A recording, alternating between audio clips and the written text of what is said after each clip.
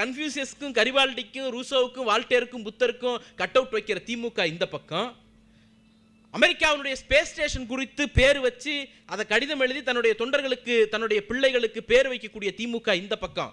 எதிரில் நின்றவர்கள் என்ன செய்தார்கள்? அண்ணா நூற்றாண்டு நூலகத்தை கட்டணும்னா சேட்டு விட்டு கல்யாணத்துக்கு வாடகைக்கு விட்டார்கள். அதெல்லாம் பரவாயில்ல. அப்போ நான் பள்ளிக்கூடத்தில் படித்து கொண்டிருந்த நாட்களில் சமச்சீர் கல்விக்கு அந்த அம்மா வந்த உடனே தடை போட்டாங்க. சுப்ரீம் கோர்ட்டுக்கு போய் மோதுறோம், சண்டை போடுறோம்.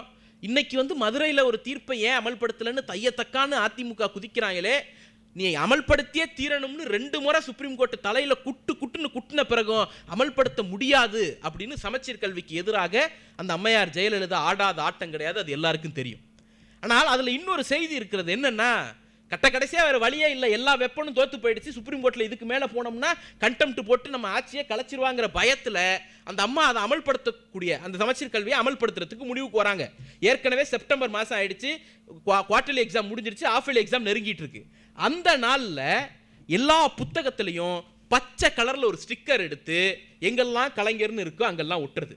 சரி, கலைஞருங்கிறத ஒட்டின திமுகவோட தலைவர் முன்னாள் முதலமைச்சர் உனக்கு ஆகாது, ஒத்துக்கிறோம்.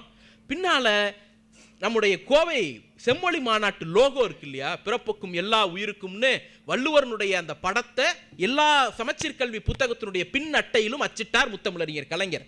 அந்த வள்ளுவர் படத்தில் ஸ்டிக்கர் ஒட்டினார். யாரு? அம்மையார் ஜெயலலிதா. என் தமிழாசிரியர் தான் கேட்டார், கலைஞர் பேரை ஒட்டுறீங்க, அவர் திமுகவோட தலைவர், வள்ளுவர் என்னைக்கிடா திமுக மாவட்ட செயலாளராக இருந்தார், அவர் படத்தை ஏண்டா ஒட்டுறீங்க அப்படின்னு கேட்டார். இப்போ என்ன செய்தின்னா, ஒரு பக்கம் அறிவை வளர்க்கக்கூடிய, அறிவை பேணக்கூடிய, அறிவை சமத்துவமாக்கக்கூடிய, அறிவை டெமோக்ரட்டைஸ் பண்ணக்கூடிய திமுக இந்த பக்கம், எதிரில் நிற்பவர்கள் அறிவை கண்டால் அலறி துடிப்பவர்கள், அறிவை கண்டால் பயந்து நடுங்குபவர்கள்.